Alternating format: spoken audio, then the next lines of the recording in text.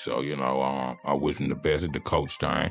He always was a ball player, so it's second nature to him. So maybe that's, where he's supposed to be. Master P just made a bold career move. And it's not about retirement. This is the same man who built a $480 million empire from nothing, sold over 100 million records, and later faced bankruptcy. His recent interview reveals the real story: business collapse, family tragedy, and long-simmering industry smoke. By the early 2000s, Master P was on top of the rap world. But the same strategy that made No Limit Records unstoppable, flooding the market with non-stop releases, started to backfire. Fans grew confused by his constant retirement talk, while the shift between hardcore street rap and family-friendly projects like Lil Romeo created an identity crisis. Then the lawsuits hit. The once tight No Limit roster fractured, legal battles piled up, and in 2003, No Limit Records filed for bankruptcy, an unthinkable fall for what had been one of music's most profitable labels just years earlier. But business losses didn't compare to the personal pain. Master P's life has been marked by tragedy, starting with the 1990 murder of his brother Kevin. In 2002, another brother, Corey C. Murder Miller, was convicted of murder.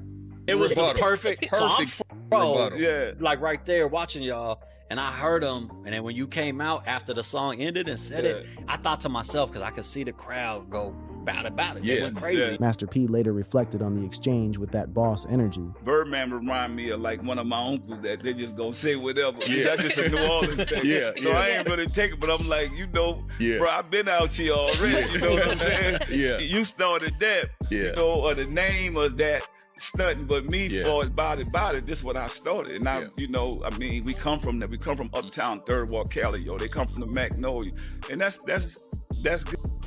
A verdict Master P has spent over 20 years fighting, including leading public protests for his release. Then came the most devastating blow. In May 2022, Master P's daughter, Titiana Miller, died at 29 from an accidental fentanyl overdose after struggling with addiction and mental health issues. Instead of hiding, Master P spoke openly, urging families to confront mental illness and substance abuse head-on. The loss also pushed him toward reconciliation with his son Romeo and deeper reflection on fatherhood. His marriage didn't survive the pressure. After 24 years, he and Sonia C. divorced, with Master P later admitting he had hidden many struggles to protect a perfect public image, one that was quietly destroying his private life. At the same time, a decades-old tension resurfaced: Master P versus Birdman. This wasn't rap beef, it was New Orleans street politics. Master P came from the Calliope projects, Birdman from Magnolia. Different sections, different loyalties, no overlap.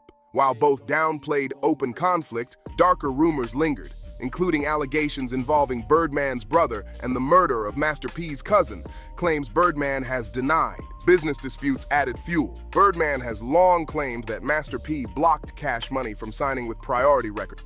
I didn't know it till late. At the end of the day, to each his own. Maybe he had a point to where, he felt like he did enough. And I remember this in the beginning, it's actually like the second retirement. I think he retired semi after the last done in the beginning. And came back. So you never know what's going on with people personally and what's the reason for the season. So, it is what it is. Salute P, I always did from the gate. Forcing them into a universal deal that later led to years of lawsuits, including Lil Wayne's infamous royalty battle. Master P has denied sabotage, calling it competition, not betrayal. For years, fans hoped for peace. On October 25th, 2025, it finally seemed possible when Cash Money vs. No Limit hit the stage at Complex Con, billed as a celebration of New Orleans unity. Legends reunited. The energy was electric. Then Birdman went off, throwing shots about loyalty, staring directly at Master P.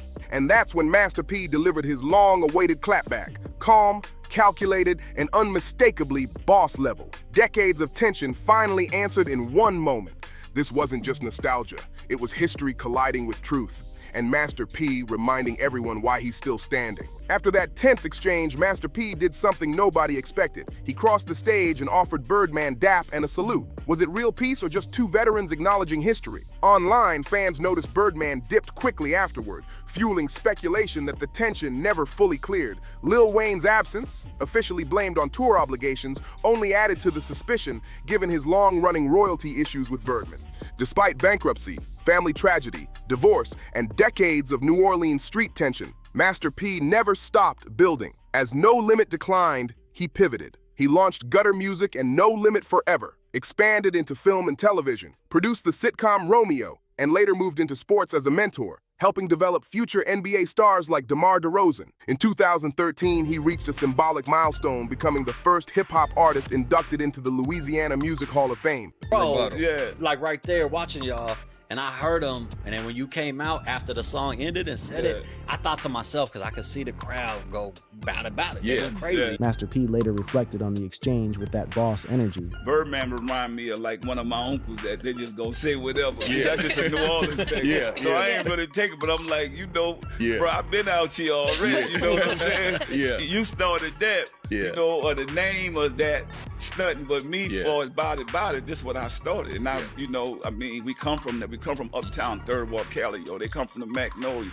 And that's his empire grew far beyond music. Uncle P's spice brand, real estate through PM Properties, energy drinks, partial ownership in House of Glory Wrestling, and philanthropy focused on youth and financial literacy. In 2021, Lincoln University awarded him an honorary doctorate, recognizing his impact as both a businessman and cultural leader. The real turning point came in 2025. On July 6th, at the Essence Festival in New Orleans, Master P announced his farewell performance after nearly 40 years in rap. Backed by a No Limit showcase, the moment felt less like an ending and more like closure. His reason was simple. Hip-hop had become too negative, and his purpose had evolved. That purpose became clear when Percy Miller was named president of basketball operations and head coach for the University of New Orleans men's basketball team. As Coach P, he rebuilt the program, recruiting 13 new players, upgrading facilities, rebranding the team, and emphasizing mentorship over wins. He even personally funded tickets for 4,000 middle schoolers, using basketball as a bridge to education and opportunity.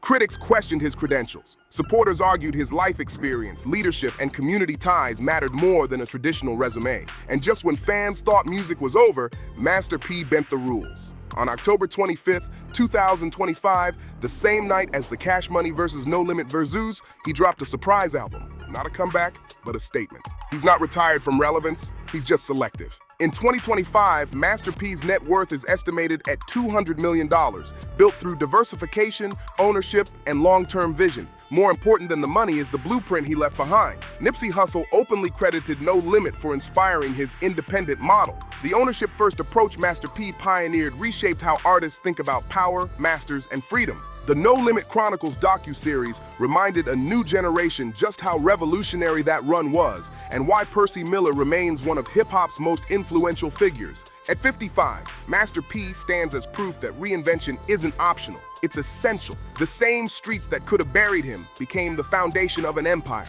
The same losses that could have broken him became fuel for growth, leadership, and legacy. The same industry that tried to box him in watched in amazement as he built his own boxes and sold them for profit. As the No Limit Chronicles showed, Master P put it best. If I made it out of what I came from, then you can too. This is how a real one built an empire from the trenches. Percy Robert Miller was born April 29, 1970, in the Calliope Projects of New Orleans, an environment defined by poverty, violence, and survival. Raised by his grandmother after his parents split, he learned early that nothing was guaranteed. He bounced between local high schools, absorbing the culture and struggle that would later define his movement. Basketball was his first lane. He briefly played college ball at the University of Houston before transferring to Merritt College in Oakland to study business administration. That detail matters. While others focused only on rap dreams, Master P studied how money moved, how ownership worked, and how empires were actually built. In 1989, tragedy struck. After his grandfather passed, Percy inherited $10,000 from a malpractice settlement. Instead of blowing it, he invested it, opening a record store in Richmond, California. That store became the foundation of everything. 1 year later, his brother Kevin was murdered, a loss that hardened his resolve to escape the streets and pull his people with him. By 1991, No Limit Records was born. From the start, Master P rejected traditional label deals, choosing ownership over advances. His early releases moved slowly, but built a loyal following in the Bay and New Orleans. He wasn't chasing overnight fame, he was building infrastructure.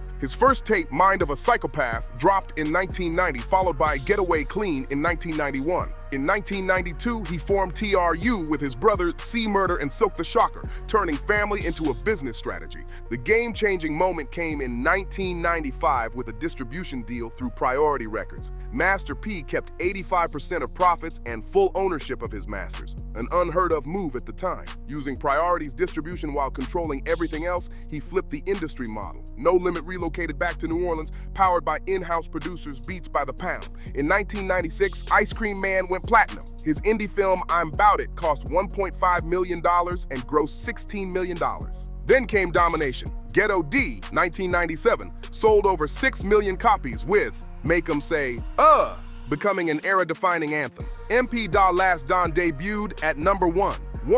I Got the Hookup gross $29 million on a $1.6 million budget. He signed Snoop Dogg. The No Limit clothing line exploded. By 1998 alone, No Limit generated nearly $480 million. By the early 2000s, the label had sold over 100 million records worldwide. Master P even took preseason NBA shots with the Hornets and Raptors while running a music and film empire. He proved you don't have to sell your soul to sell records. Just outthink everyone else. But as all empires learn, gravity eventually tests even the strongest foundations. And the same hustle that built No Limit was about to face its hardest challenges yet.